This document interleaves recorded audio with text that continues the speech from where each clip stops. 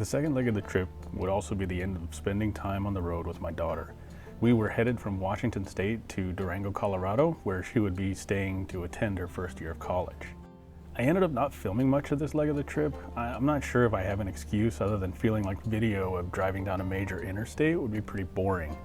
Maybe that's not the case, but there's not much I can do about it at this point. The first stop was to visit an aunt and uncle in Hillsboro, Oregon, a small town just west of Portland. From there, we went south through Salem, Oregon, before turning east and making our way to Redmond, Oregon. We'd stay there for a few days, visiting my sister-in-law and my adult nieces and nephew, as well as a couple other friends.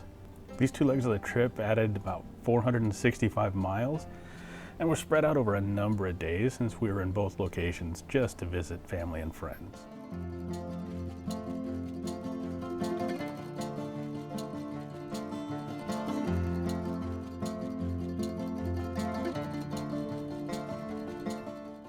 We left Redmond with the next destination being Salt Lake City, Utah. I had friends I grew up with in Alaska that were now living in various parts of the city. I was really looking forward to seeing them again, especially since it had been 20 years since I'd seen one of them. I took two things away from this leg of the trip. The first is that when you grow up in a state where the bulk of the roads limit your speed to 55 miles per hour, then 80 miles an hour feels pretty fast. It was definitely at the edge of what I was comfortable with on the KTM, especially with the bulky aluminum luggage catching the wind. The second thing was, I think the higher speeds were allowed because the land is so flat and boring, you want to speed to get through it. This section of the trip would definitely be categorized as being full of those get there miles. We took 2 days to get to Salt Lake. Our original plan was to drive from Redmond, Oregon to Twin Falls, Idaho, but we were both exhausted by the time we got to Boise. Well, I say we, but the truth is I wasn't used to the heat I was riding in, and it was starting to take its toll.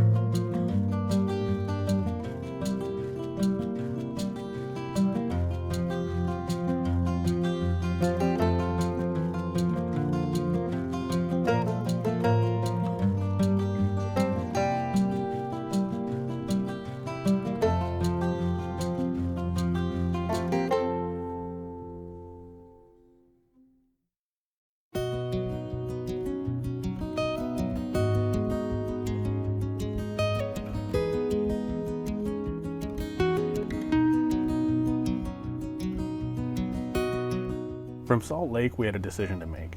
We could go steadily south and take the more direct route through Moab, or we could go east into Colorado first and then turn south. It came down to either spending 6 hours in temperatures hovering in the low hundreds or 4 hours in the low 90s. Since Maya had air conditioning, the decision was up to me. I picked what I thought would be the cooler temperature. What actually ended up happening was we spent 5 hours in temperatures that peaked at 96 degrees. I bought a cooling vest in Salt Lake, and keeping that regularly dosed with water kept me much more comfortable. The only irritating part was the hot air coming off the engine that felt like it was threatening to blister my calves.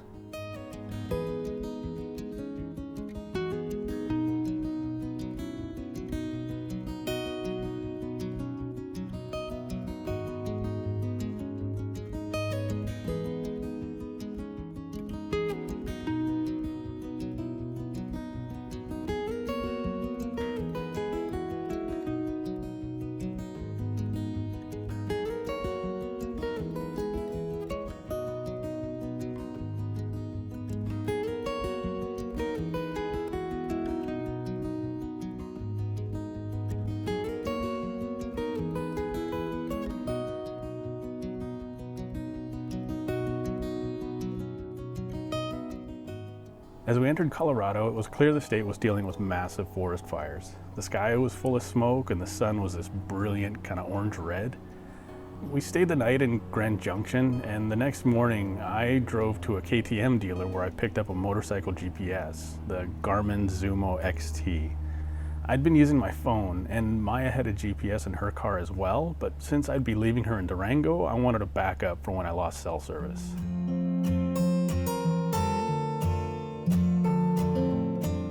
Highway 70 was closed, so we had to backtrack a bit west before turning south onto Highway 50. In Montrose, Colorado, we turned south again onto Highway 550.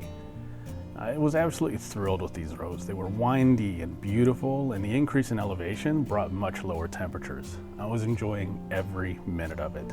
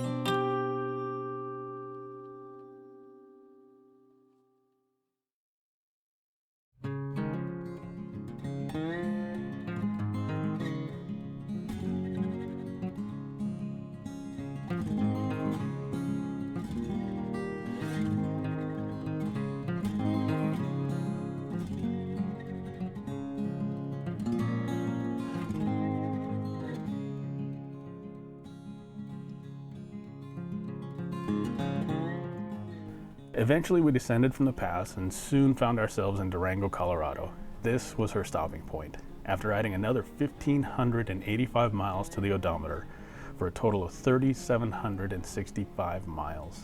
Her mother had flown in and the week was spent dealing with the college milestone. She was an adult and largely on her own, which meant I was now largely without responsibilities. After a tearful goodbye, at least on my part for sure, I pointed the bike back north and started the trip back to Washington.